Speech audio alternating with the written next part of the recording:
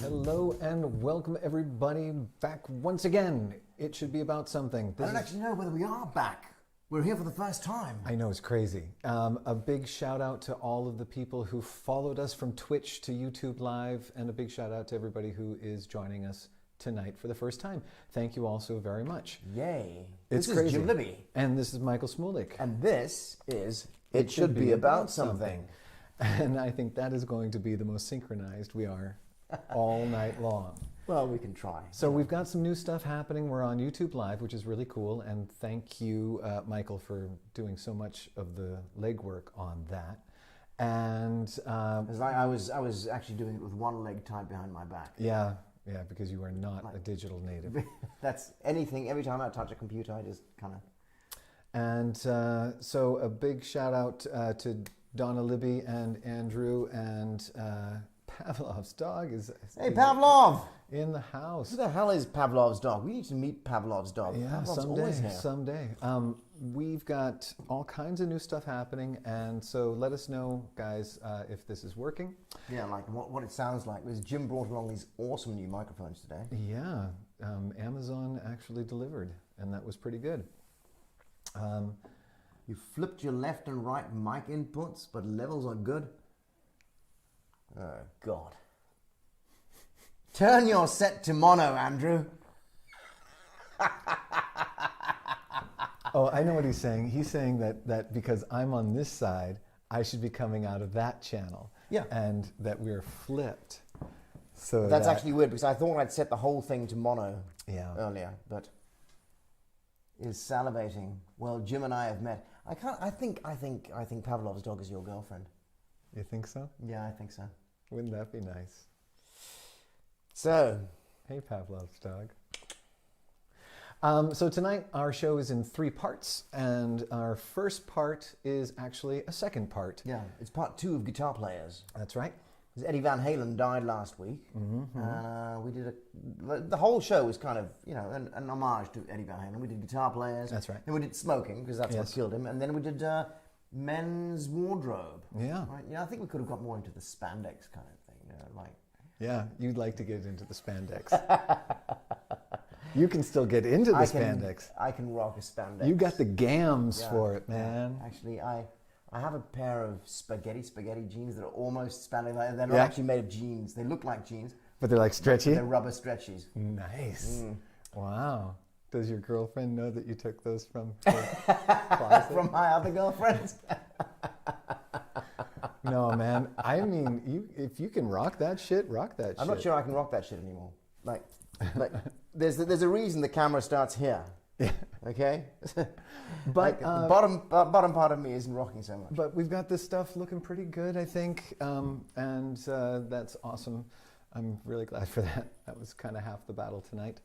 But our first is going to be about guitarists, and you wanted to continue our discussion about guitarists. Well, so for those of you joining us for the first time who weren't around for last week, we were talking about, guitar players, those that we like, those that were influential, favorites of yours. Mike's got some jeggings. I don't know, what are jeggings? Jeggings, those are jean leggings. Yeah, man. Oh my God. Jean leggings. I think if I did ever wear something like that again, I'd like it to be a jumpsuit. Like, I want a latex jumpsuit. A latex? Okay, we've gone very far. So you want to have jumpsuit. A latex. I want it to be jumpsuit. I want it to be so tight on my body that you can see my nipples. So like a real Batman nipple thing going. Yeah. All right. So you've got your Batman nipples, but it's in the shape of overalls, like farmer overalls. No. More like racing driver jumpsuit. Oh, I see. Okay, racing driver jumpsuit. Okay, but out of latex. But latex. Nice. Yeah. Yeah, I think there's some folks that would pay money for that. And if you are those kind of folks, then please. Pay money for it. Send us a message. We didn't put up the PayPal thing again. What's the PayPal thing? The PayPal thing. So, okay, you could... They can't, because I forgot to put it up. Okay. But what would it have been? What it would have been is a tip jar on PayPal. Oh. So that people can help us, pay for these new mics, for instance. Yeah. You can stick like a... Well, maybe we'll do this for a little while longer and then see...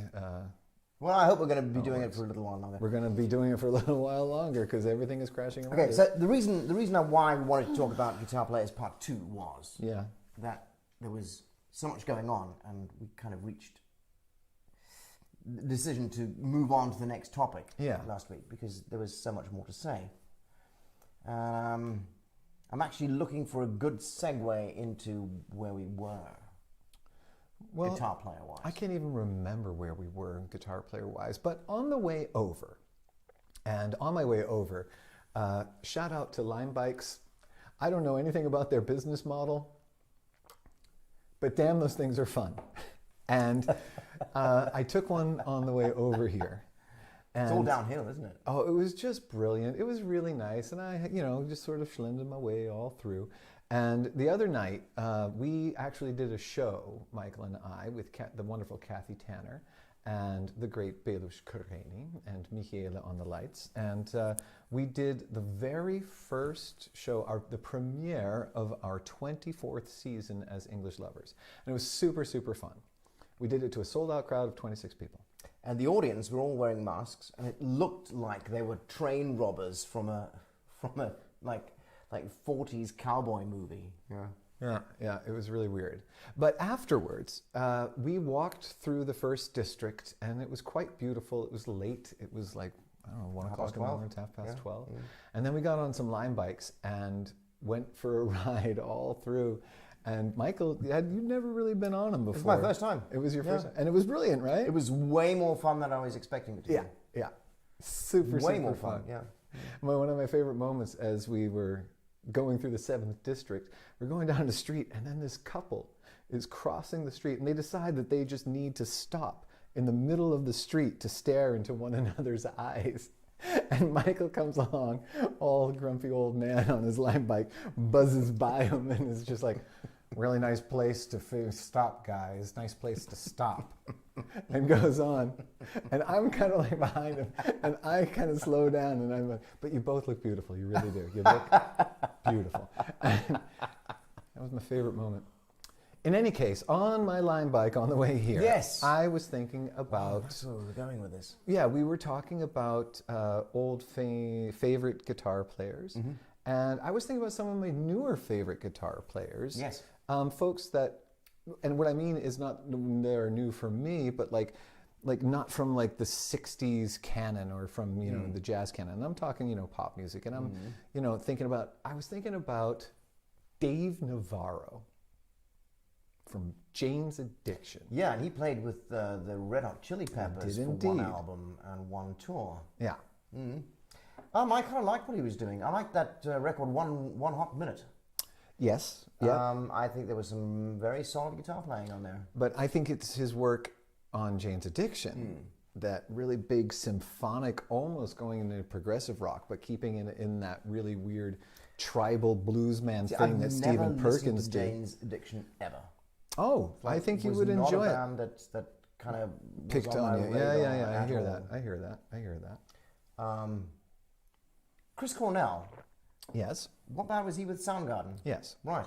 That was another band. I saw them live as an opener for Guns N' Roses in 1992. Yeah. And they were so terrible that I wrote them off forever. Wow. Only recently did I start listening to Chris Cornell, but actually not as a Soundgarden, together with Soundgarden, like Chris Cornell solo. Yeah. I was thinking about just now, like, I always love when people are like, I've been thinking about this for a long while, and it's just popped into their heads. Yeah. But, just to give it a little bit of gravitas. Yeah. It just... This is something that's always bugged me. Well, because, it's always bugged me, this thing that I just saw for the first time. Soundgarden made me think of Nirvana and thinking about well, Kurt Cobain is a guitar player. I think he's a fantastic guitar player. I think he had a wonderful thing, and I was remembering the night that Kurt Cobain died, and where I was, and I was in Portland, Maine, at a club called Zoots, and the Melvins were playing, and they were really good friends with Nirvana. They all grew up in that area, and I thought Cobain was from Seattle. Sort of, yeah, more or less. That's right. But the Melvins were from Oregon as well. It was all part of that Seattle sound thing. They were all. So the Melvins were on tour, and they were in Portland, Maine. That's right. Okay. And they said they had just found out that their friend had killed himself, and that they were going to cancel the show. And then they decided that they were going to play the show in tribute. Yeah. And they were incredibly just ripped apart because of the loss of their friend, but at the same time they were incredibly angry because they were like, he didn't need to do that. It was just so unnecessary, and dick move, it was just awful. And then at the end of the show, and it was just, I don't know, there's maybe 60 people in the room, and they were loud and they were gigantic, and it was an amazing show. Gigantic, that reminds me of Pixies. Oh, what a Kim Deal. Those guitar sounds on the Pixies. Joey Santiago, another great guitar player who had an amazing sound, who built on things. But anyway, at the end of that concert, all the 60 people and the band and everybody, we all walked down Congress Street to Monument Square. And already when we got there, that square was filled with people lighting candles, playing guitars. Oh, really? There was a moment of cultural shock for everybody because Nirvana was so big at the time. Also, they had been to Portland a bunch of times. They mastered. That's where we met Chris Novoselic and Dave Grohl. Well, you have a connection to those guys. I actually want to get into that. Anyway, I'm talking blah blah blah. But who? Okay, so I mean, first of all, nobody, while Nirvana were big as a band, was talking about what a fantastic guitar player Kurt Cobain actually was. What an amazing sound he had, and what a big influence he was on guitar players since then. So in the past 20 years, Cobain left a notch that guitar players have to live up to. If you're a professional guitar player, if you want to be a professional guitar player, there's no getting around Cobain as an influence these days. Oh, I see what you're saying. Yeah, I think a lot of it had to do with sound-wise, and the melodicness of his playing. Well, that's what made him so great. Yeah. But he was discredited because the songs seem so simple. Yeah, I hear what you're saying. But they're not. Yeah. There's some more folks who have joined us, and that's really nice. And Yulia here is asking about the women guitarists like Tash Sultana, who I don't know at all. No. And throw up a link in the chat because I'd love to find out who that is. There's not so many women guitarists. Actually, there's Kurt Cobain's girlfriend. Yeah. Courtney.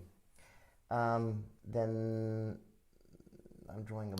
Well, you're talking, so like in the rock world, right? So, but like in the 80s, right? You had Lita Ford, who you remember was amazing, and the Bangles, and there's some great. Yeah. But I find there's a lot of Susanna Hoffs. Susanna Hoffs, yeah.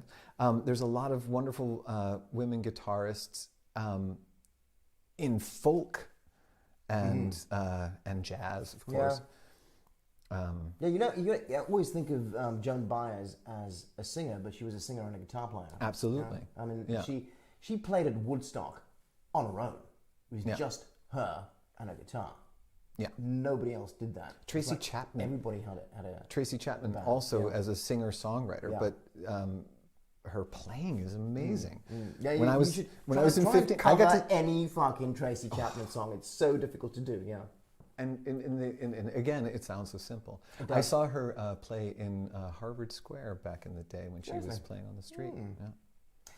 I have an anecdote about Nirvana, actually, because you said you saw the Melvins playing in Portland, Maine. Yes. When Nirvana came to Europe on their first tour, right, which was the Nevermind tour, right, but it was right at the beginning of the tour, like none of those songs had actually reached the radio yet. Okay. So they were playing in these little dives. Right. And a colleague of mine saw them in Linz. Okay. In a place that holds like 60 people. Yeah, yeah. And he was standing at the bar with a buddy of his, and they didn't leave the bar the whole time. They were just drinking, moaning about what a crappy band was on stage. These guys were just loud, and they sounded terrible, and it was rubbish. And about 6 months later, he realized, my God, I saw Nirvana, but I didn't know what I was listening to. Right. Yeah. Nuts, eh? Isn't that a weird thing?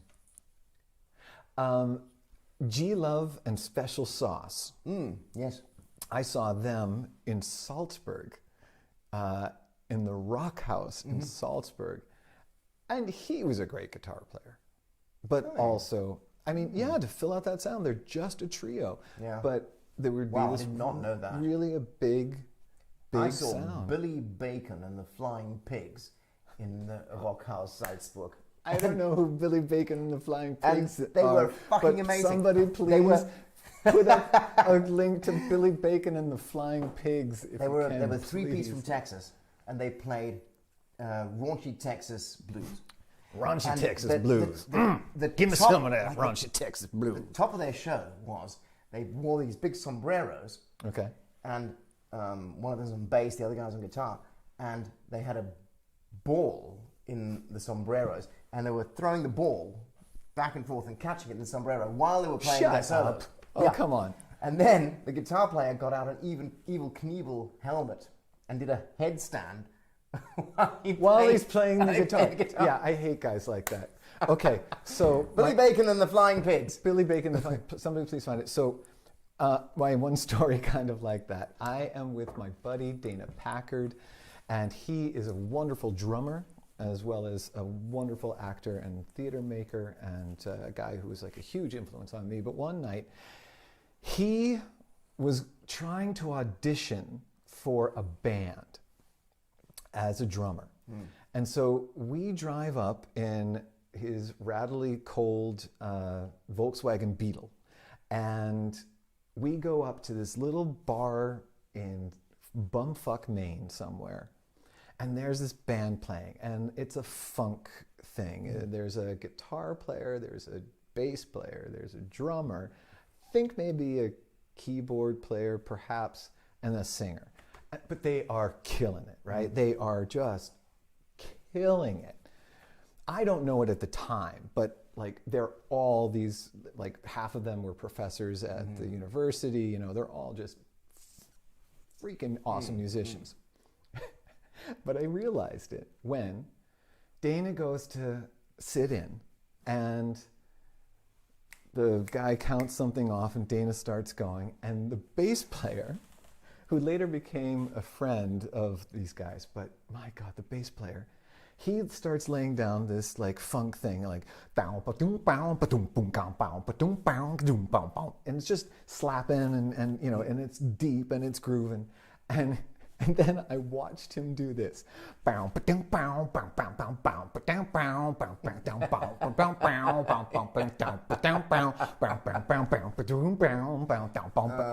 was just, it blew my freaking mind. I can't remember if Dana got into that band. The most incredible people. Yeah. Some people are really so good at their instruments. Samantha Fish. So we're talking about lady guitar players, right? Samantha Fish is one of my favorite musicians at the moment. Total. She's like won a ton of blues awards. Okay. And I think she's like late 30s tops. Started on drums, moved to guitar, writes her own songs. She's like got a ton of albums out. She's from Kansas City. and she was supposed to be. I was supposed to go and see her play in somewhere in buttfuck Germany. But I love those gigs. Those are so cool. COVID killed that gig, unfortunately. Yeah, God damn it. If you don't know Samantha Fish, check her out. Oh man, what a talent! And she plays a ton of different guitars as well, like slide guitar and really into her. Great. Yeah, absolutely. I was thinking today, when we talk about guitar players, we should talk about guitar players we know. Okay. Well, I know Michael is a guitar player. I am just someone who plays guitar. There is a difference. What about Florian Kmet? Oh, he's wonderful. Like, that guy's insane. Yeah. He can do the most amazing things on guitar that I wish I could do. Oh, God. And he's just stuck a huge amount of time into... So what Florian Kmet does, if you've never heard Kmet play, go and see him. K-M-E-T, Kmet. Just Google it.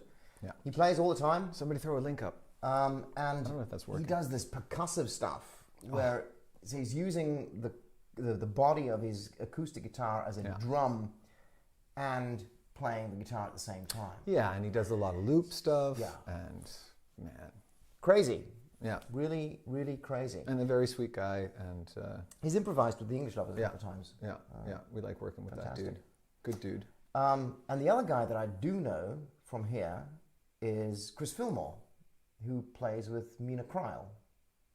Like they're a blues band, Mina Cryle and Chris Fillmore. They have a blues. They're actually internationally acclaimed blues band. Wow! Right from Austria, from Vienna, Austria. Yeah, like they tour the States and stuff like that. Yeah. Yeah. Ernst Molden. Ernst Molden. Yeah. I think he's. Is he so much of a guitar player? I really think he is, though.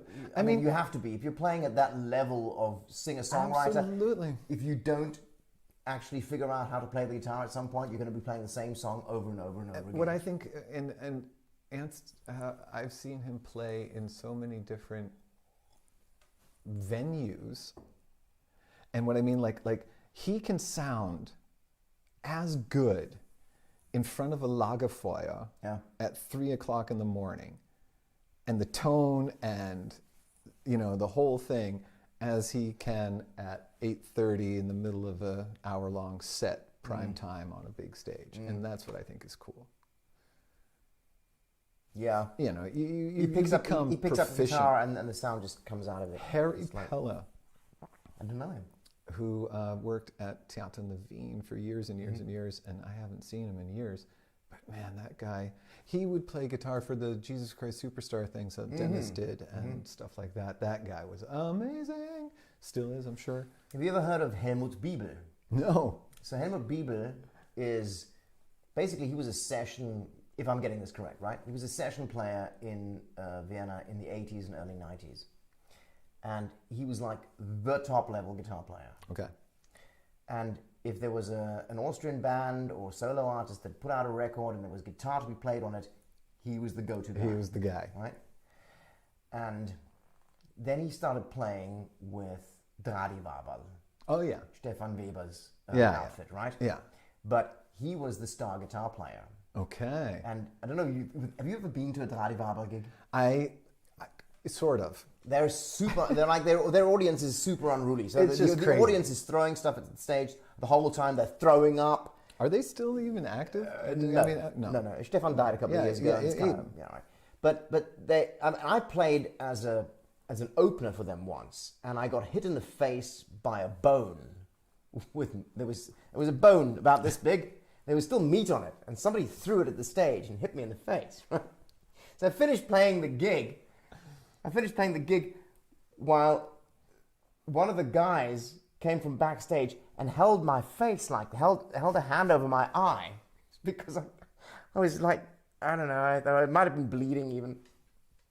So I could finish this. I finished this gig, right? Anyway, so Helmut Biebel joins Dradivabal. Okay.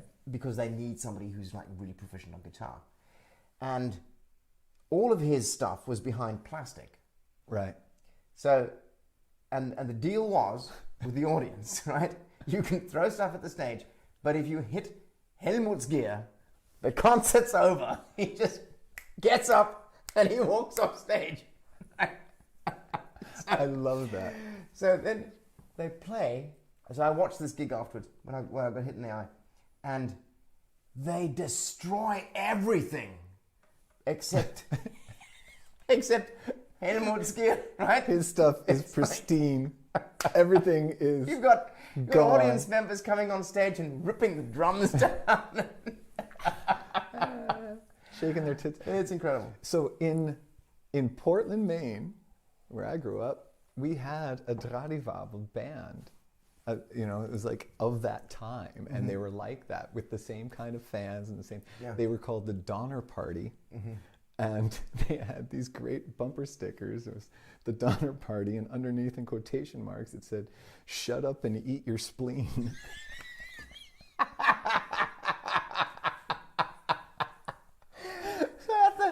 the Dradivavel gig, right? So there weren't many people. They put sawdust out in the arena so that they could. Yeah, They could soak up all the juices, especially the vomit. There were people like crowding to get really close to the singer so that they could puke at his feet. Right. It was a time. It was incredible. There was this guy, I remember, I think he was from Boston. Somebody maybe correct me on this. G.G. Allen. Oh, I think I've heard of him. He was this legendary punk dude, and he would shit on stage and cut himself and stuff. But that was that weird performance art time where it all had something. Is that, yeah, okay, yeah, I'm sure it's performance art.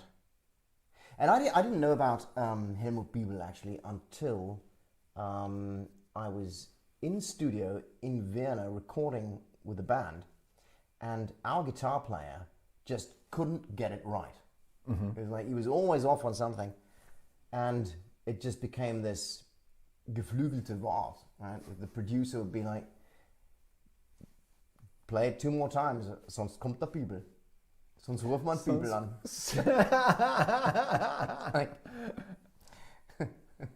So Bibel was like this. He was from New Hampshire. Thank you, Andrew. Yeah, he was from New Hampshire. But he was that scene. This dagger kind of floating above our guitar player's head the whole time, like just get it right, sonst ruft man Bibel an, right? It's funny. It's like the scary story you tell the guitar player kids at night when they're like, "Look out, the Beeble's coming for your gig. He's coming for your gig. He's gonna take your paycheck." Yeah. Yeah. Guitar players. I think we can always talk about them, but now I'm tired of talking about guitar players. Yeah. Good. So, all right. We need to show you something here because. Yeah, so normally. Let's just check this out. Yeah. Timo, Mark Gillespie, G.G. Allen, Peaches. Yes. Melissa Etheridge. That's a good call. That's actually a very good call. Yeah. I think. Yeah. I think she's a fantastic performer. She's got an amazing voice. I don't wonder what the hell happened to her. Where'd she disappear to? The Peaches. The Heart Sisters. There's Anne. Oh God. Why am I blanking on the name too? Stop giving me your. I can't remember people's names. Disease. I think it's called dementia. Heart have always been one of my favorite bands. Like the guitar playing on Heart and the singing is just world class. Have you heard the Heart Sisters do Led Zeppelin acoustic? Oh, wasn't that like at one of those award shows they did Stairway to Heaven? Yeah, but they kind of did that whole acoustic thing with just Nancy Hart. Anna Nancy Hart. They kind of did that whole thing for a whole tour or a couple of years at least, where Anne would play ukulele, or banjo, right, and Nancy would play guitar, right, and they did a string of Zeppelin hits. Okay. Amazing. Nice. Really, really, really good. But super talented. You were going to show. So for the intermission, right, we were going to get to the end of one topic and move on to the next topic, and we're going to play you some guitar music. Yeah, from YouTube. It was so exciting. And it was going to fade in like this. It was going to fade in like this. Yeah, it was going to be awesome. Oh, but we are hearing it. And then you would. And now it's working. Why is it working now? It's not. It's not. I don't believe it's working now. No. This is that sound. Look at Yeah. the Focusrite sound. You just missed it by that much. So when I tried this the other day, I didn't have the microphone interface plugged in, and the microphone interface steals the sound. So you can see that we were going to listen to Gabriel Sir or Gabriel Kir, I don't know. He's a fantastic guitar player. Yeah. And he does this 1979 Guitar Heroes medley. With all the solos and Like stuff. all of the solos. Nice. All the solos. And you were Everything going to you show need to that. hear. And we're going to listen to that while we kind of segued into the next thing, which kind of goes with guitar soloing, because it's a little bit like wanking. Okay, so Andrew, just real quick, John Crosby of Vast is pretty good, says Andrew, and I don't know that dude, but throw up a link. And Yulia was mentioning Steve Vai. Oh. Yeah, those dudes. I want to somebody find out who are the guitar players in that wonderful sort of like postmodern rock band that did all the music for Friday Night Lights. They've got a name that's like Ghost Riders in the Sky or Explosions in the Sky. That's what they're called. Some of the guitar work on that stuff is amazing. And Andrew says, now we sound like we're in the sewer. I'm sure we're sounding better now that we've gone back. It was just the YouTube thing that doesn't work. Right. Okay, so we won't do that again. Yeah. Or we'll try it again, but we'll work on how to. Well, we won't do it again today. Not today. Yeah. No. But that would have been the thing. So. But there was okay, whatever. So guitar soloing, everything you needed to know about guitar soloing in 1979, and guitar soloing is kind of like wanking. It can be, kind of getting over any other thing. There is a lot of wank soloing. Yes. I've always been, I guess my taste has always been, a solo should be for the song. Yes. A solo should not be a vehicle to show your prowess on the instrument. Yeah. And I wonder why sometimes we feel like that's what it is. Because that's what it is. Yeah, okay. So that's when it's wanking. Speaking of wanking, we come to topic number 2 tonight, which is masturbation. And I can't remember why. Oh, I remember why we got to masturbation. So this is actually from last week as well, because last week we were talking about smoking. And I told you about this guy, Oliver, who called me up, and I didn't know who he was because we were in class together, but we weren't friends. Right. And it was July holidays. And the phone rings, my mom picks up the phone, right, and says, "Yeah, it's your friend Oliver." And I'm like, "Who's Oliver? I don't know an Oliver." And Oliver's on the phone, and he says, "Yeah, it's Oliver." And I'm like, "Who?" And he's like, "From school." I'm like, "Oh, okay." He says, "You want to come over? I've got this new hobby." And said, "You said." Yeah, I can't remember what you said, but it was like so. I went over to Oliver's, right? Anyway, it was about smoking, right? So Oliver had this new hobby, which was rolling cigarettes on a Rizla cigarette roller. Right. And that was my first smoking experience. Right. And I was 14 at the time, right? Right. Okay, so that's how we actually ended up with masturbation, because that's where masturbation entered the conversation. Masturbation. So we're going to talk about masturbation. But where are we going to start? But I want to start right there, because what I want to know from you is, why did that ring a bell with you? That somebody's calling up and saying, "I got this new hobby. You want to come over and check it out?" It was, I don't know, it was just a gag, actually. Well, when I was 11. No, I just thought it was funny. But I think masturbation is a good thing to talk about. It's a fun, healthy thing to talk about. It's a fun, healthy thing to do. Okay. I think it's a bit of a difficult thing to talk about, actually. It is a difficult thing to talk about. And so, before we get into it, here's my challenge. I want to know from everybody who's watching, what are your favorite euphemisms for masturbation? Favorite euphemisms? Blazing a knuckle.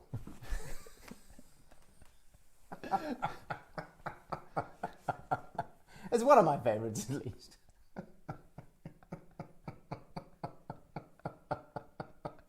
My God.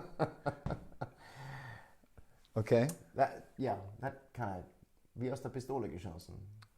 Actually, I know that from you. You told me that.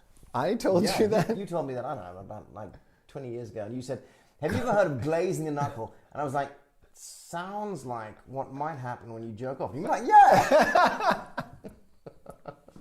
Oh, God. Okay. Polishing the dolphin. Mm-hmm. Paddling your own canoe. Mm-hmm. Peeling the banana.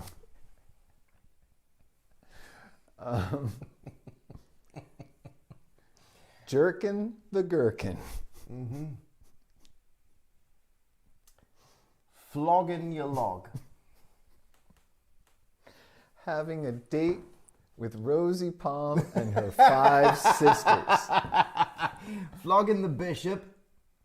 Yeah. Ring a bell for prostate health. Flogging the bishop. There's a song by Lawyers in Love. Joe. No. Lawyers in Love. He's got a song called Rosie something. Rosie Palm and her 5 sisters? And there's it sounds like he's singing about this girl he meets. Right. Who he ends up spending every night with. Right. And he's actually talking about Rosie Palm. Right. And he's talking about, right? And it's Jackson Brown. Jackson Brown. I always go Joe Jackson Brown. Yeah. And it takes you a while, if you're listening to the lyrics, to figure out that that's who he's singing about, because he's singing about Rosie. Yeah. Like she's a woman. Yeah. But it's actually Rosie. She Bop. Right? Cyndi Lauper. One of the best songs about masturbation ever. Really? She bop, he bop, a wee bop, Oh. I bop. Oh yeah. Check out the lyrics to She Bop. Have you ever seen Cyndi Lauper live? I'm Turning Japanese. It was supposed to be about turning Japanese. I'm turning Japanese. I really think so, because you got. Who was that song by? Who was I'm Turning Japanese? 80s hit. One Men hit Without wonder. Hats. No, not Men Without Hats. Turning Japanese. Somebody's gonna know. Okay, so we've got some really nice ones here. Diddling Miss Daisy. Nice. nice. Flicking the bean. Yes. Ooh. Die Flirte schütteln. Die Flirte schütteln. Nice. Or boxing the clown. It was the Vapors. Thank you. I love having Andrew. Andrew is such a ground control guy. He's just googling all that shit. Yeah. Yeah, where Andrew is right now. Yeah. Is if we look at this and we think this is high tech. Yeah, right. He's sitting in a cockpit of high tech. Yeah. It's just like wall to wall high tech. Yeah. He's talking to technology. Yeah. He's just in the Matrix. Well, which is what I thought we were going to be. It was like when Michael told me, Jim, I think I found a way to play YouTube videos. And I was like, so you're going to play YouTube videos while we're on YouTube? Isn't that kind of like typing Google into Google? You're going to break the internet, and apparently that's what we did. Yeah.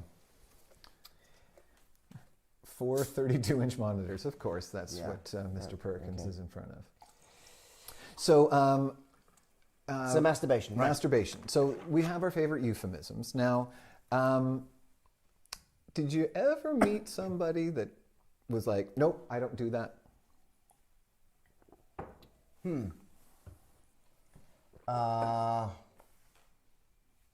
I don't think I did. Mm-hmm.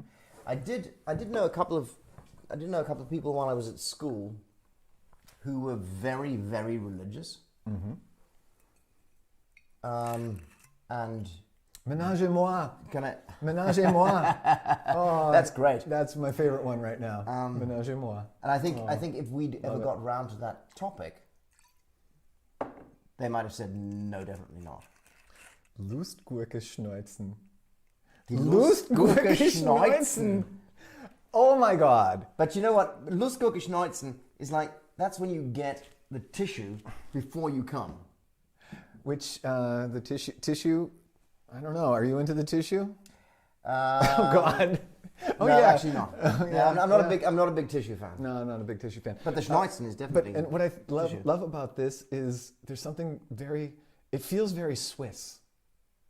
Lustgurke schneuzen. Ich werde jetzt die Lustgurke schneuzen.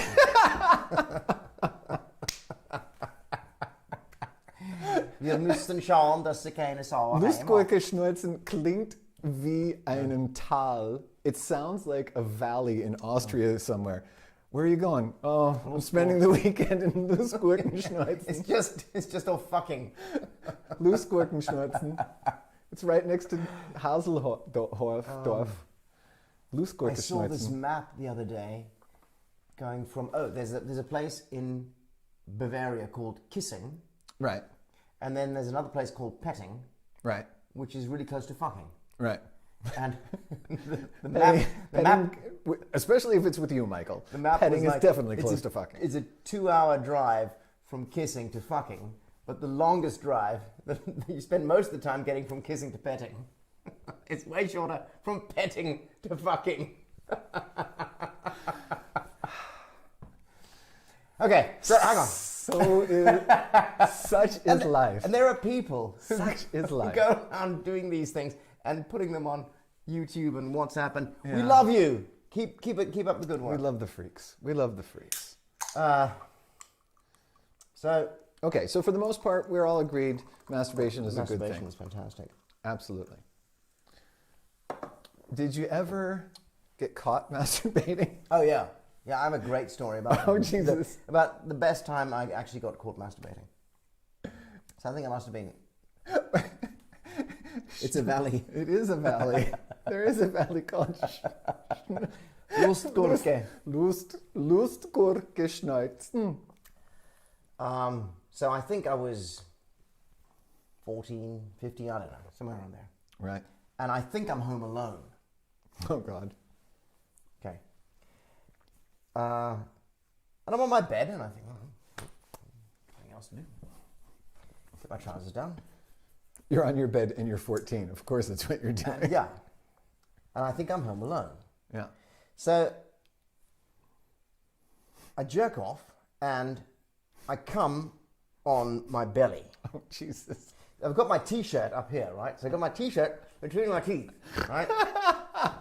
Okay. And my trousers are down by my legs, by my feet, right? By my ankles. Why are we talking about So now I come this? on my belly. Right. And I've got nothing. So okay. I could wipe it. I could flick it across the room, or I could Wait, wipe why it. is that an option? Well, I could. Why I'm is just saying I could? Wait, well, it wasn't an option. Okay? It's not an option. Okay, so it was an option. Okay. So I could have wiped it on something, but I didn't want to, right? So I think, all right. I could have flicked it. Where's it going to go? On the carpet. Oh, Jesus. Okay. And I have a story about that. Oh. But it involves condoms. Oh, God. Anyway, so now I've got my T-shirt between my teeth and my trousers around my ankles. And I think I'm home alone. You were describing this incredibly vividly. Yeah. So I know where there's a box of tissues, and it's in my mom's room, which is next to my room. So I'm hopping because my trousers are around my ankles. You just didn't take them off. You because you're alone, and why not? Yeah, why the hell not? So I'm hopping, and I hop round the corner into my mom's room, but she's on the bed reading. Oh no!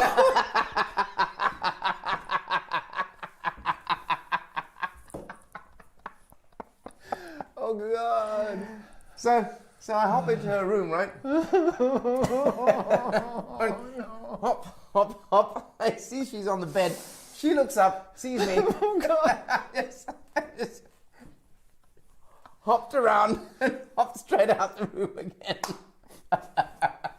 We never spoke about it. Oh God! Ever. Until tonight. Oh my God, Michael. It hurts. It hurts. Thank you, Andrew. Have fun at the dentist. Make them give you the good drugs. Oh, God. It's daytime over there. Yeah. Oh, my God. That is hilarious. I have to tell you, Michael, that was a little too vivid for me. All of I'm that. sorry. It's late night YouTube. It is late night YouTube. We did define that this was not a kids show. That's right. But to get round to the carpet thing, right? Oh, God, yes. This is not masturbation. This is actually sex. So I'm having sex with my girlfriend, and I think we're like 17 or something. Okay. You had sex when you were 17? She's 16, I'm 17, and she picked me. She had a motorbike.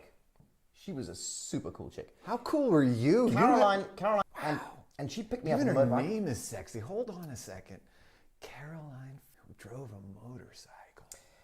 And she picked me up on a motorcycle, and we went to her place. Wow. And we're in her living room, right? We're I'm having sex. picturing her in a latex coverall. Black latex jumpsuit with over-knee boots. No, but anyway. Which you then borrow from her and never return. Never return. So we're on the sofa having sex at her place, and during our intercourse, her dad starts coming down the stairs, and we can see him. Okay. Shit. So she's like, "Oh shit," and she rips the condom off my cock and throws it across the room. Why? Pulls up my trousers, pulls down her dress, and we're watching TV like nothing's happened. She pulled up your trousers? Yes. So she grabbed the condom, flings it across the room, I pulls up your trousers. I was on top of her. We see her dad coming down the stairs, right? Why am I picturing this? Why am I trying to Because you're asking me, right? So I'm up. She's like, she pushes me down on the sofa. She grabs the condom, rips it off my cock, throws it away, pulls my trousers up, pulls her dress down, right? And then you guys are like... And we're like, And nothing's... then Jesus spake, we and his speaketh was We were spoketh. watching TV, right? Okay, watching... That's a much better cover. Couldn't just throw a blanket So over we're watching the two of you? TV, right? All right, God damn it. And then after her dad comes down and he gets a drink from the fridge, he gets something to eat, and he's like talking to us, and we're like, and he finally goes. Right. And then we're like, okay, where did that condom go? We've got to find that because it's evidence. And we couldn't find the fucker. It was gone. It just, she threw it across the room somewhere, and it disappeared into... And so in your young brain, you thought if you just flick something across the room... But I wasn't thinking anything. It will disappear? No. Is this anything. why in that brain of yours came the idea of flicking the cum from your No, that was stomach? way earlier. When you were stupid, yeah. Like, I'm telling all the stories here. What about you, James? No, anyway, so did the condom ever get found? No. Did years later? I spoke to her long after we'd broken up, Right. and she'd moved, and I said, so when you boxed the furniture, did that thing and she was like, no. That literally never turned up. It was lost forever. Gone. I remember one of my favorite episodes of The Twilight Zone. And it was a Twilight Zone. Maybe it wasn't The Twilight Zone. Maybe it was Fantastic Stories. Anyway, it was a Twilight Zone story about the people who make time. Do you remember this story? Where the idea is these kids, they fall in through a crack through time, and they get a tour of how time gets made. And so there are actually dudes that make time. They're all blue. And they would go to this part of time, 3 months in the future, and it's just a white void with a blue caterpillar bulldozer in the middle of it and some dirt. And they're like, yeah, and then we're building it up. And so every second for time gets made. And that's the explanation why when there is continuity errors in life, when you put your keys down on the counter and you go to get something and you go to get your keys back and they're missing, but when you look again, they're there. That's because the dudes that make time fucked up on the continuity. And I always Someone loved... was at a lunch break Right. or something. Yeah, exactly. Somebody made a mistake. And it was such a sweet story, and it always stuck with me. The very end, of course, is the kids get sent back and they forget all about this, or they think, was it a dream? And then out of the corner of their eye, they look over and a blue hand reaches for a blue hammer that got left in the living room, and it slams out, and they're like, oh my God. But I love that idea that, well, maybe the condom they just forgot to put it back. Or maybe one of the dudes that make time were like, I got your back, Michael. I got your back. It was stressful I think it was enough. more like, I got your back, Caroline. He had something going for Caroline. Yeah. I got your back. It was stressful enough that your dad came down in the middle of sex. Yeah. You know, I don't know as I've ever been caught. I'm sure I have been. I think I've probably been caught more often than I know about it. Because kind of like the naked neighbor thing, you know? Yeah. Oh, yeah. I love a naked neighbor, but if you don't know who your naked neighbor is, then you're probably the naked neighbor. Yeah. And it's always fine, like when you hear people in the courtyard and there's the sex sounds, right? And I always think, just let them go. There are some people that are like, oh, dude, you gotta keep it down. You're fucking too loud, you know. And I always think, some people do fucking fuck too loud. Yeah, I know, but just it's over, you know, and then it's done, and you can get on with your life. And I always just think, you know, you really kind of, you know, in any case, I always say, you know, let it be, because.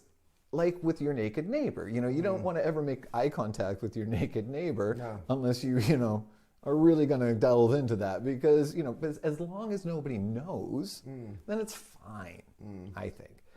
And so according to that, I think I've probably been caught way more times than I know about it, and just people let it ride. That's my story.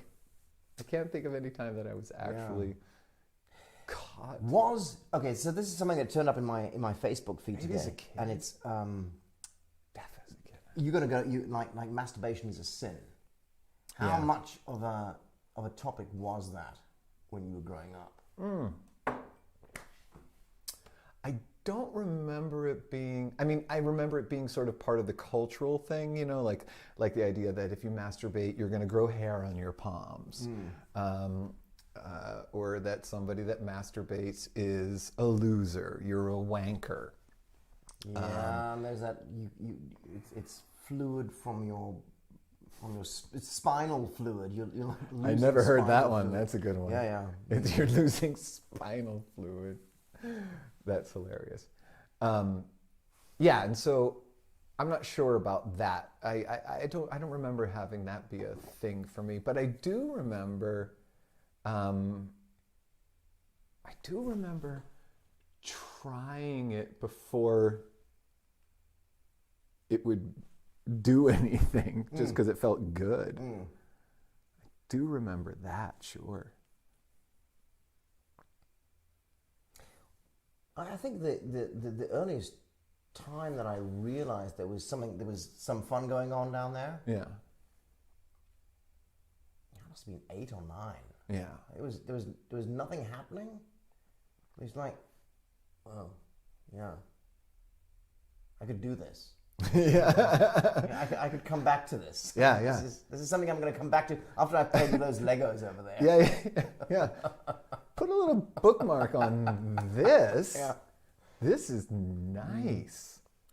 Yeah, and then it takes a long time to figure out, you know, the best way to do it, you know, to like, for me, it was always about, you know, like, okay, how do I keep this contained? And I'm sure I did a terrible job at it, you know.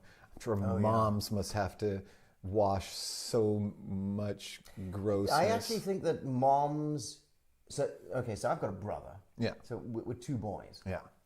And I think when I started jerking off, my mom honestly didn't know what was going on. Right. And I've never asked my brother about this, or my mom actually, but you've just given me an idea here, because I remember once my mom coming in, I was sick, and I'd stayed home, but I was in my bed, and I was 14, and I was bored. So even though being sick, I was jerking off all day. Because I had nothing else to do. I was supposed to stay in bed, right? 14 years old and you were in bed. Exactly. Yeah. So And my mom came in at some point. She's like, "This room doesn't smell good. No. You need to get some air in here." And Smells like Teen Spirit. Smells like Teen Spirit, absolutely. There you go. Nirvana. We've come full circle. So I wonder whether she actually cottoned on to that, or whether she was... Dude, I'm sure she did. You say you think she was being ironic when she came in, and she's like, "It's kind of funky in here." You know? Moms know everything. They do. Donna? Says Rachel. Who's Rachel saying that? Yeah, moms know everything. Of course moms know everything, but moms also know the better part of valor and don't mention it. Yeah. Yeah. Whoa. What about masturbating as a couple? I mean, not concurrently, but I mean, like in a couple. Do you find, is it You mean not masturbating at the same time? No, not masturbate, not as a together activity, but like as a part of having to live with somebody, finding your ménage à moi time. Do you find you do that more? Was it different in different relationships? I don't think my ménage à trois, Ménage à moi. ménage à trois, Yeah. has ever had any impact on my ménage à moi. I'm not sure that's exactly what you're trying to get across, what you just said, but I get your feeling. Right. So you've never had a relationship where you felt like it was Okay. like you couldn't masturbate. Where you're saying the woman I was with disapproved of me masturbating. For example, I don't know. No, I don't think I ever remember that. I do remember having so much sex that I didn't actually feel like masturbating. Right. Those like times are 2 far. weeks in my life. Those times are far and few between. I hear you on that one. Yeah. Yeah.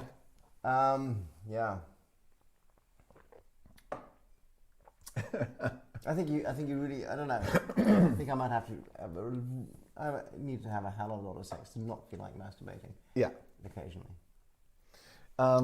Christina asks, will you talk with your kids about it? About masturbation? Yeah, I think it's very important to talk about masturbation. Speaking of talking to kids about masturbation, I wish somebody can find the link for this. Season 1 of the series Weeds, I'm going to say maybe like episode 3, somewhere right at the beginning, there is a monologue that got written about masturbating where the uncle is telling the nephew about it, and it is one of all the do's and don'ts. It's one of the best pieces of writing that television had seen in a long time, and still one of my favorite monologues ever. And the tissue paper is a big deal in that. Well, socks. Don't flush the socks. Just wash them. Don't flush the socks. Wash them. They're expensive. They need to be replaced. The whole point is to wash them. Use a nice fabric softener. I think this is why men... Do yourself a solid. I think this is why men have so many odd socks. It's because they throw away the socks they've used for masturbating. Oh, God. Yeah. And so, talking to your kids about masturbation. Definitely. Deaf. Most deaf. And if you can't, set them in front of that monologue. Or just learn it for yourself. It'll be fine. Moms turn their heads a lot, Donna says. Yeah. And Rachel says, ménage à quoi? Ménage à what? Ménage à toi. Oh, no, there's ménage à deux. No. There's ménage à trois means you're having sex with two other people. Yeah. That's a ménage à trois. Yeah.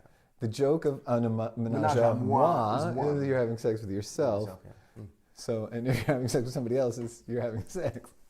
Yeah. I was going for ménage à deux, but it's not. It doesn't exist. No. Yeah. That's why Yeah. This is what I have to do. Wide eyes at the camera. Okay.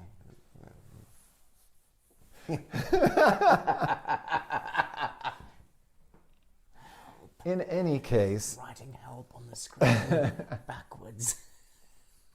I kind of like being on YouTube right now. It doesn't feel much different to Twitch. I wonder how many people came from Twitch and how many people are coming to YouTube for the first time.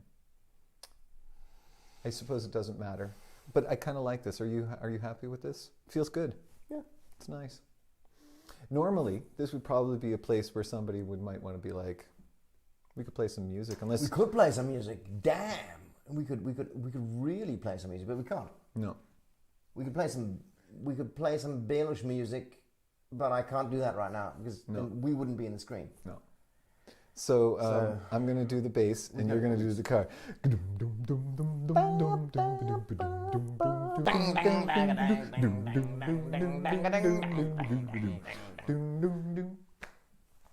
Welcome to part 3. Part 3 of It Should Be About Something. So far we've been doing pretty good about having be about stuff. We were talking about masturbation. We can bring that back at some point if you need it. But I've heard a lot of masturbation stories from Michael Smulik tonight, and that was some good stuff. We need to come back to masturbation part 2. And here's some masturbation stories from you. Okay. Even if you make some up. All right. Some make up recent a masturbation stories. Masturbation story next time. Whatever. This thing isn't working. So actually, yes. Part 3 games. We're going to talk about games. Now, when you suggested games, my immediate reaction was, oh yeah, video games. But then in the course of the afternoon, I thought, well, there's a lot of other games that I played, especially as a kid. When I suggested it, I in fact was thinking, I don't want to talk about video games because I think it could be its own thing. I actually am more interested right now, first off, and I'm going to ask everybody out there in YouTube Live Land, what is your favorite game? Not video games. Just not video games. What's your favorite non-video game to play? And what was a game that you loved to play as a kid? Those are the questions. So what's your favorite non-video game? I don't know if I have a favorite non-video game. But one of my favorite non-video games is I love to play Mind Meld, which is when two people say a random word at the same time, and then you have to find a rhyme or a connection between these two words, and you keep doing that until you find one. I love playing that. There's a lot of that kind of thing that I quite like. This kind of improviser's game. Yeah, that's totally, social games. I'm a big fan of that. Playing Sex With Me is like social games. I think those are really, really fun. But I still think that it's not really a social game. It's not a game that other people play. I think those are games. Oh, it is. It totally is. That totally improvisers play. Oh, no. We started playing this. Anna and I taught her family, who are but not. You're both improvisers. Yeah, but I learned the game from people who weren't improvisers. Is that true? I don't think it is. No, it's not true. But I never learned it as an improvised game. It was just a game that people were playing at the table. Yeah, but I think it's improvisers. I think a lot that of those games kind of come from improvisers. That could very well be, but it's still however you get the game. My point is you don't have to be a performer of any type to play that game, and they love it. They'll sit and play it for hours. Yeah. We'll get sitting, drinking, smoking. Why don't we give these guys Rumi Club? Rumi Kub. I bet that's a. That sounds like a card game. That sounds like a card game. Stadtland Plus. Oh God, yeah, I love playing that. Loved it. I still love playing Stadtland Plus. I think it's a really good game, like for great long game. Train rides and stuff like that. It's a really good game. I've been playing a game recently. It's called Just One, and sounds like masturbation. Right, it's a menage a moi game. No, it's you play it in. I think you have to have at least 3 people, and then somebody picks a word. They don't see that word. The other people have to write down one word to give them a clue as to what the word is that they're supposed to guess. And you have these little panels that you can write it down with erasable markers, and then if more than one person has the same clue word, then that gets taken away and then the person has to guess. And you're basically playing together against the game. And it's really fun. Yeah. I don't know what werewolf is, Felicitas. You don't know what werewolf is? Oh my goodness. That's a great social game too. Do you remember playing Mafia? No. Oh, Mafia on Facebook. No. I remember, I have a memory of visiting you. You were playing Sommertheater somewhere outside of Vienna.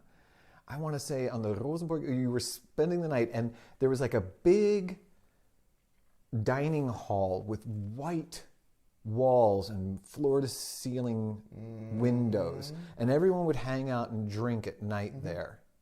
And they played Mafia, which was this game where you had Mafia and Bürger, and then some of you were Mafia and some were not. Everyone was kind of asking questions, are you a mafiosi, or no, I'm just an einfacher Bürger. And it was just a lot of, twists and turns, and people. You don't remember this? Okay. I think that was part of my heavy drinking. Oh, that most def. In any case, Werewolf is a game similar to that. You have somebody who's running the game, and people have to figure out by talking and trying to figure out if you're lying and stuff. And it's a great game. I have a recording of one of those nights at the Rosenborg. Okay. And I think I just put a recorder on the table and let it run for like 3 hours, and I've never listened to it. It might even be longer. It might even be 6 hours. Yeah, we might have to review that and see what's on there. It's just 6 hours of people drinking and talking shit. Yeah. Yeah. Christina says hiding as is that hide and seek. Hide and seek, was that your favorite as a kid, or was that a favorite now? I loved hide and seek actually as an adult. I was telling you about Dana Packard, the drummer. Mm-hmm. So he and his wife Jennifer Porter ran this wonderful theater where I cut my teeth back in the day in Maine, in Bar Mills. And when we were renovating this place, it was an old schoolhouse. No, it wasn't. It was a Grange Hall that had been then turned into a church, and then we turned it into this theater. Mm-hmm. And it was a great big room. And at night, we would clear all of the tables, all of the chairs. We'd turn off all of the lights, and we would play Berlioz' Symphonie Fantastique, cranked, and play hide and seek in the dark. So you had all you heard was this massive, super scary Berlioz music. There is so much to be said for living in a space where you can turn the music up full. Amazing. Go. It is really cool. True. And that. there's been a couple of situations that I've lived in where you could actually do that, and it's fantastic. It's liberating. Yeah. And it shows you incredible things that you could never you never experience. Yeah, like being super loud while you're masturbating. Yeah. Woo-hoo! Nobody can hear you. In space, no one can hear you jerk off. Not even this sound. There's no sound. No one can hear. But your cum will fly on forever. Yeah, if you flick it across, no, it will disappear. You don't even have to flick it. It just comes out and keeps going. It doesn't disappear. At some point, somebody's going to be like, this is one small step for klooklongs. Oh, God. I like one small step for klooklongs. Yeah, well, they had a wonderful space program. They were really going for it. They were a very small nation, like diminutive, and they got. I forget it. The klooklongs were. In any case, So extreme hide and seek is awesome. Super fun of that. Full contact charades. Yeah, I like your style there, Kevin. Full contact charades, baby. That's a good one.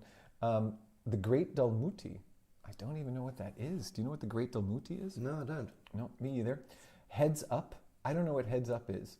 That sounds like a game too. No, I mean it sounds like a card game. I don't know. So, what was the weirdest board game type thing that you played as kids?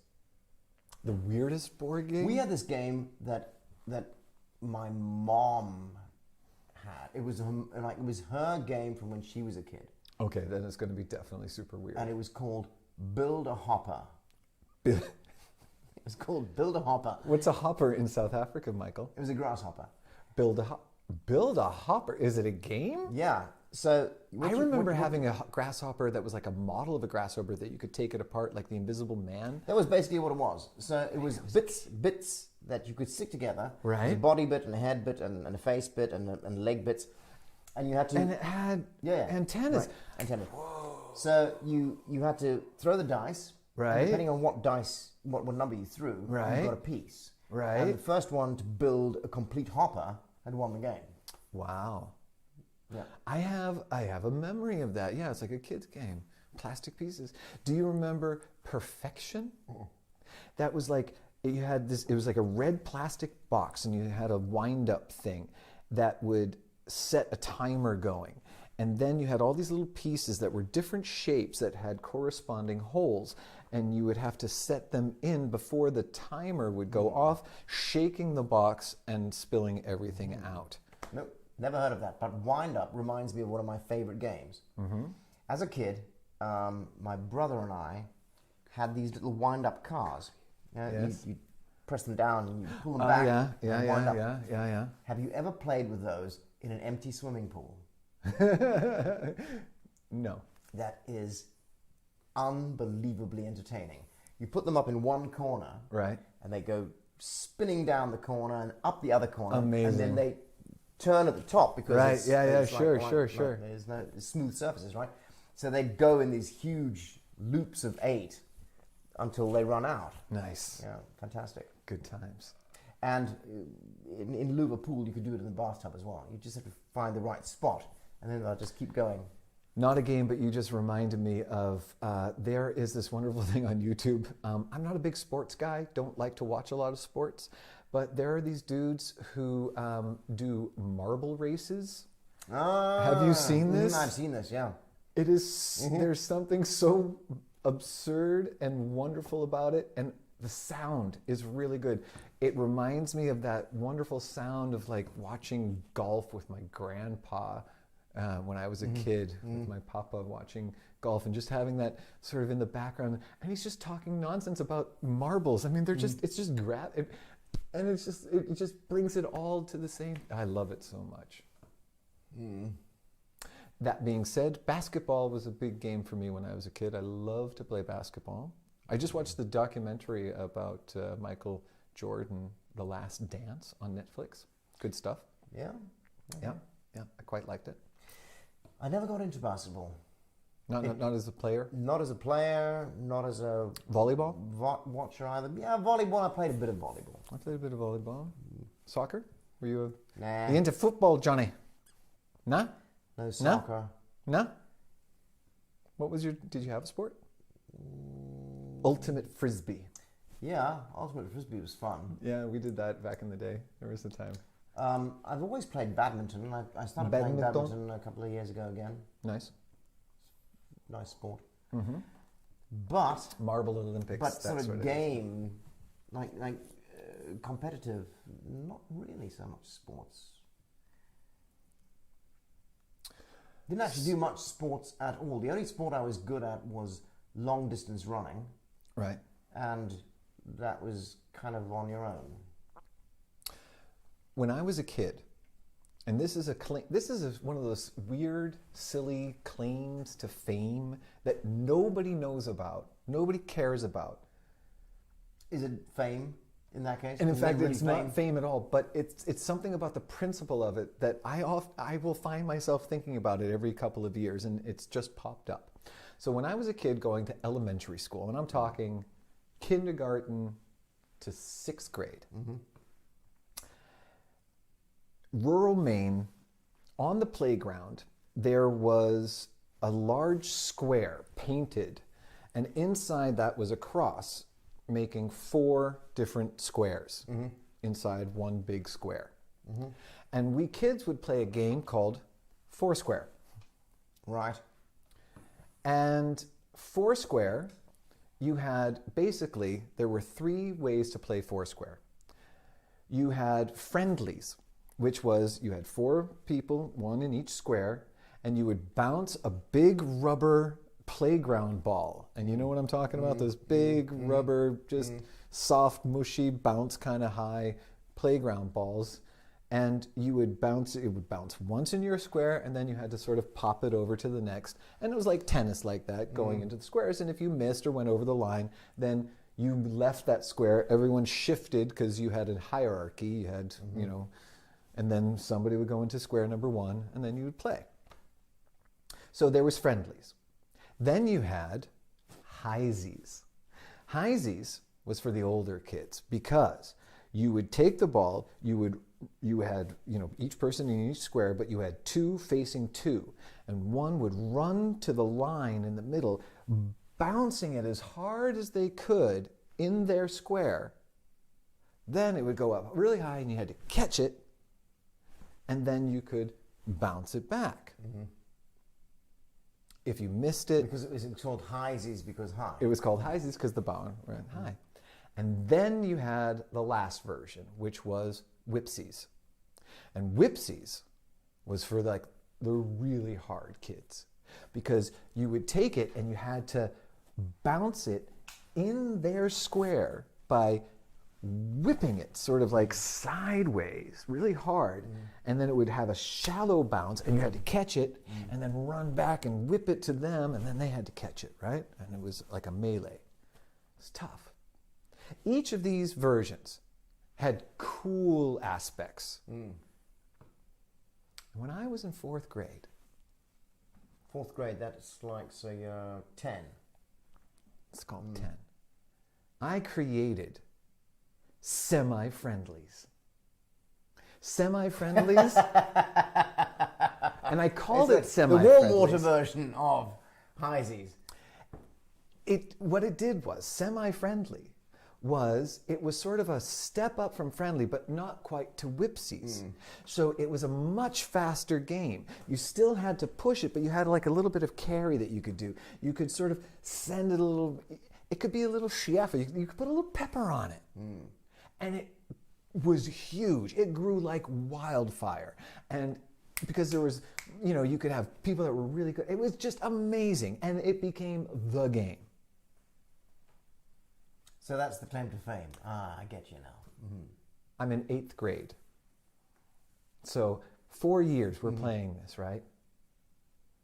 I still have a scar right here on my wrist from one of those games where I dove to save it, to get it across. Oh, and I scraped my wrist. And when I get hot and sweaty, sometimes the scar comes out.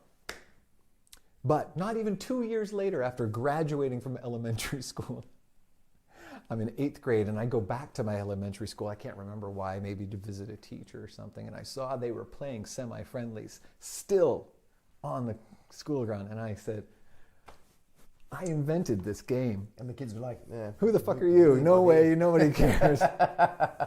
There were no props, but I swear to you. That reminds me that for 2 years, I think it was, so 10 and 11, so that must have been 4th and 5th grade, or 5th and 6th maybe. The most common game that we played at the school that I went to was beating up the other class. And I'm talking bloody fist fights. I remember that one of the first days I got to that school, and I'm like, yeah, let's go to the playground. It's you know, it's break. So we go down there, and I was in the D class, and we always got into a fight with the C class. I was like, what the fuck is going on with what school am I going to? Because it's like these 10, 11-year-old kids punching each other in the face. It's like, all right. I feel like I live such a sheltered life when I hear your stories. That's just crazy. That's just crazy. Yeah. A couple of years later, though, we played a game called One Bounce. One Bounce. So, and that's the game that you were talking about. Kind of reminded me of that, because it was a game you played with a football, and it was only allowed to ever bounce once. So the ball came to you, you had to let it bounce once, right? And then you had to play to somebody else. And we would play that all the time. Like All the time. There was a period for like Played 2 it years all the time. where every single moment that we weren't in class, we'd play that. It's like between classes, we'd play it in the hallway on the way to the next class. In my school, there was also a time, in that time, between 4th grade and 6th grade, so 4th, 5th, and 6th grade, those 3 years, that was also amazing because my gym teacher at the time,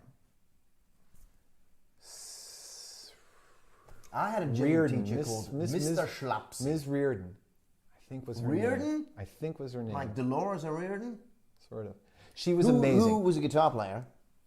She was and amazing. is very sadly dead. And she had friends that were break dancers, which was this brand new thing. And in fact, a bunch of her friends were in a new movie called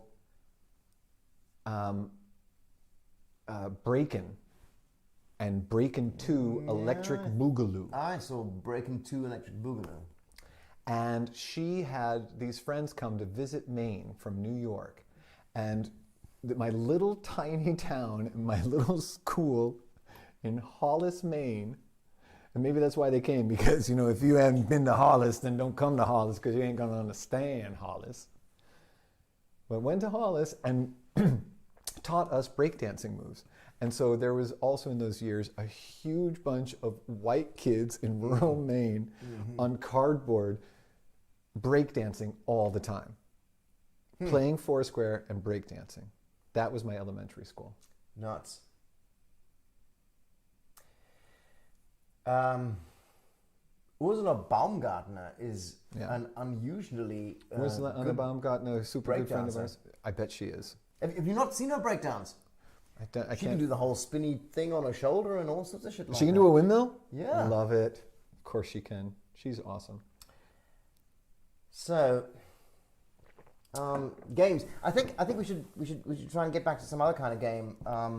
You do realize that we've gone into overtime. Way over overtime. Way over time. Michael always does this. When he runs the ship, you know, we go into overtime. I like it though. It's nice. We could call it a day as well. Oh, what did you want to say about games? Let's give it 8 more minutes.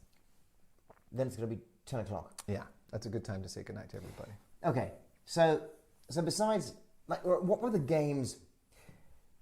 So we made up, as when we were kids, Yeah. we made up a ton of games on our own. Yeah. So there was the games that we play that we kind of watched. A game that we'd regularly play was we'd see something on TV and then reenact that. Okay. Yeah. Gotcha.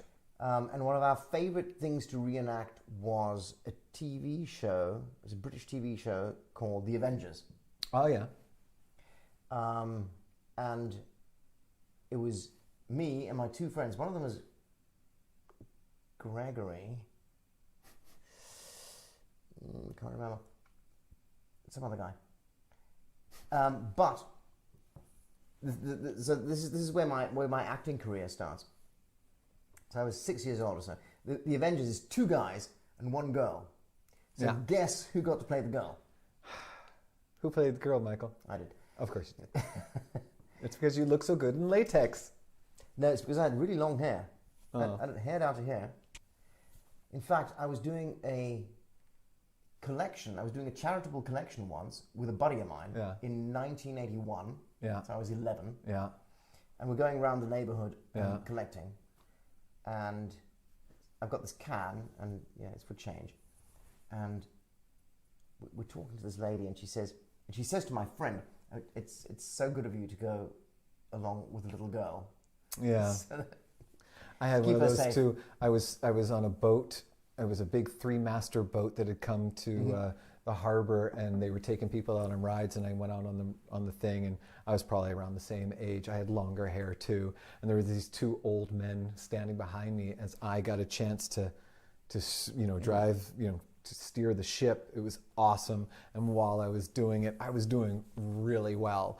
And the dudes who were the matros, the sailors on the boat, they were also there, and they were like, "Hey man, you're really good at this." And I was having this great time, and I hear these 2 old men behind me go, "Yeah, she's really good at that."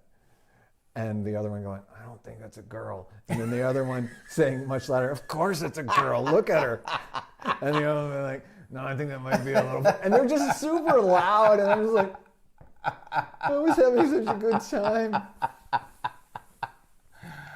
I don't think we did it as specifically, but like Grizzly Adams was a big thing, you know, for me. And then we had a bunch of friends. We would go out into the woods where I grew up and like clear the land. Like we were going to like make a place, you know, and we had this dream of getting a horse and, you know, building a horse stall and then, you know, making the shack out, you know, in the log cabin. And we built tons of shacks out in the we never do that anymore. No. Maybe we should go up to the Wienerwald and build a shack and just, you know, find There's actually some shacks up in the Wienerwald you can go live in. I bet they are. You can find them.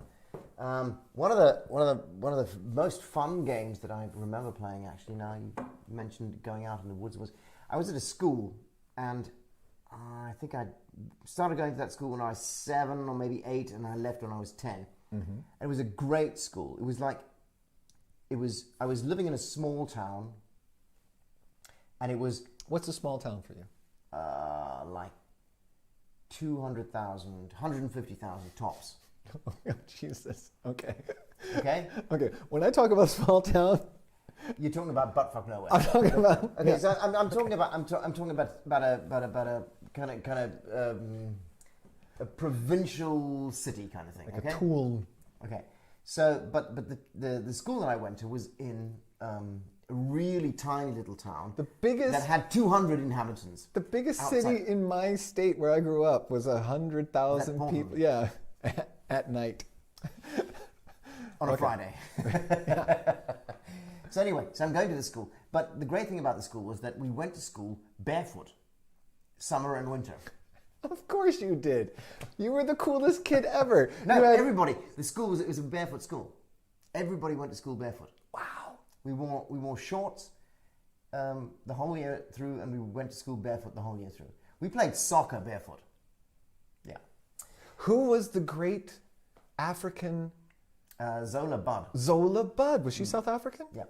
Yeah. Anyway, Zola Budd. So one of our favorite things to do was I'd have to stay after school sometimes quite a lot because the bus was late, because the bus went way later or my parents were working or whatever. And this whole town had about 200 inhabitants total. Right. And it was all farming areas. Right. So we'd go out exploring all these farming Sure. areas. There were sluices with canals with water, and you can go in the forest and there'd be deer and whatever. Right? What's the vegetation like? Like bushy. So it could be like scorpions and snakes. So it's hot, deserty. Not really deserty, but kind of bushy. Okay, not very green. Pockets of green. Pockets of green. Yeah. Pockets of But green. one of our That's my new band name. Sounds good. Pockets of green. One of the things we We're play a a Celtic lot band. We was... only play on St. Patrick's Day. You only play in corn circles on St. Patrick's Day. Pocket of green. So one of the games that we play most often Yes. was we'd go out in the field after it'd been ploughed, and there were all these like nice fist-sized mud clods, compressed sand into mud, right? And because the plough had been through, you'd have a lot of these. So we'd make two groups, and then we'd hurl these things at each other. That's an awesome game. I got hit in the eye, and there were,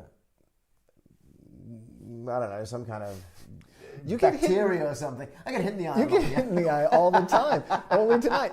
With raw meat from a bone, with mud. I didn't get any bacteria from that bone. But this mud clod that hit me in the eye, yeah, there must have been some kind of bacteria or worms or whatever in there, because I got a pink eye. Oh, God. And I had to stay home for 2 weeks. Oh. And it was the height of the mud clod season, so I was really, really annoyed to have to stay home during that time, because there's only a certain amount of weeks during the year where there's a lot of ploughing going on, so you can go out and you have a lot of mud clod fights.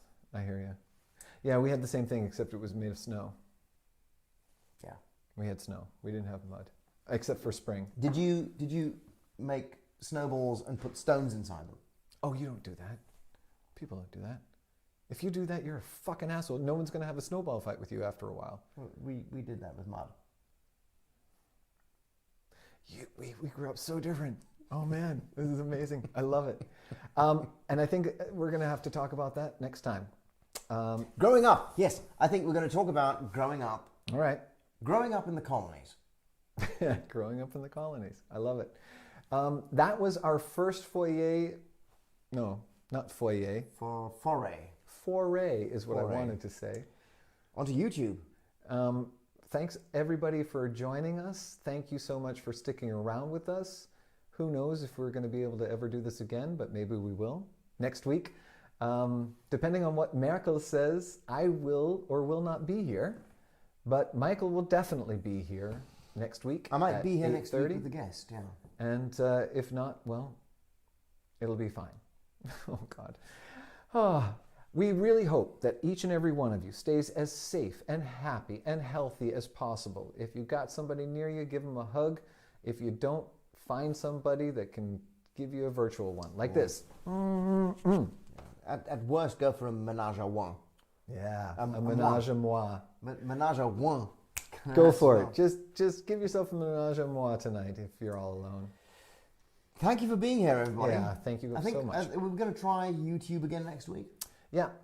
Maybe, as we're saying goodbye, you can type into the chat, was it easy? Did you get to it easy? Was it easier than Twitch? Does it matter to you? I don't know. We're going to work on the stuff. We're just figuring it out. Yeah.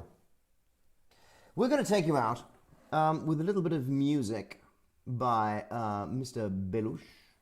Yeah. And we'll see you again next week. Thank you all very much. Thank you so much for being here. Good night, everybody. Goodbye. Bye-bye.